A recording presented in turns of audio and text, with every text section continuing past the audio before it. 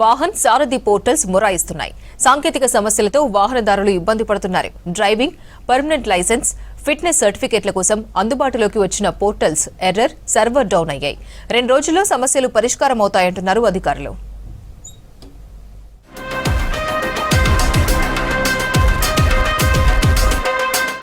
RTA కొత్తగా ప్రారంభించిన పోర్టల్స్లో సాంకేతిక సమస్యలు వాహనదారులను సతాయిస్తున్నాయి. ఆర్టీఏ ఆఫీసుల్లో సేవలన్నీ పారదర్శకంగా ఉండాలన్న లక్ష్యంతో వాహన పోర్టల్తో పాటు సారథిని తీసుకొచ్చారు.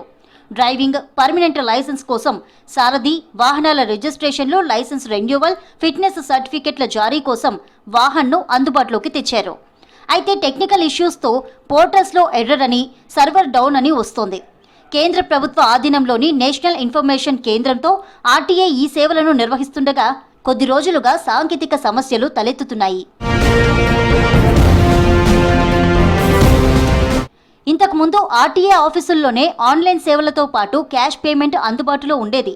కానీ సారథి, వాహన్ పోర్టల్స్ వచ్చాక పూర్తిగా ఆన్లైన్తోనే ట్రాన్సాక్షన్స్ నిర్వహిస్తున్నారు. ఇందులో ప్రధానంగా లైసెన్స్ రెన్యూవల్, ఫిట్నెస్ సర్టిఫికేట్, యాజమాన్య మార్పిడి, వెహికల్ ట్రాన్స్ఫర్ కోసం రోజు ఆన్లైన్లో వందల సంఖ్యలో అప్లికేషన్లు వస్తాయి. అయితే కొద్ది రోజులుగా అప్లై చేసుకోవడానికి మీ సేవా కేంద్రాలకు కానీ, ఆర్టీఏ ఆఫీసులకు కానీ వెళ్తే సర్వర్లు డౌన్ అని చూపిస్తోంది. కొన్ని సైట్లు అసలే ఓపెన్ అవ్వడం లేదు.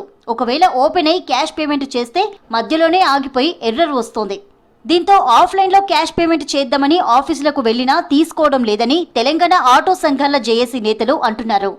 అయితే టెక్నికల్ ఇష్యూస్తో ఇబ్బందులు వస్తున్నాయని చెప్తున్నారు ఆర్టీఏ అధికారులు. మీ సేవా కేంద్రాల్లోనే ఈ సమస్య ఉందంటున్నారు. కొద్ది రోజులుగా రాష్ట్ర పరిధిలోని డేటాను ఈ పోర్టల్లోకి అనుసంధానం చేస్తున్నామని, అందుకే ఇలా జరుగుతోందని చెప్తున్నారు. తమ దృష్టికి వచ్చిన సమస్యలను పరిష్కరిస్తున్నామని, 1-2 రోజుల్లోనే సమస్య పరిష్కారం అవుతుందని అంటున్నారు అధికారులు.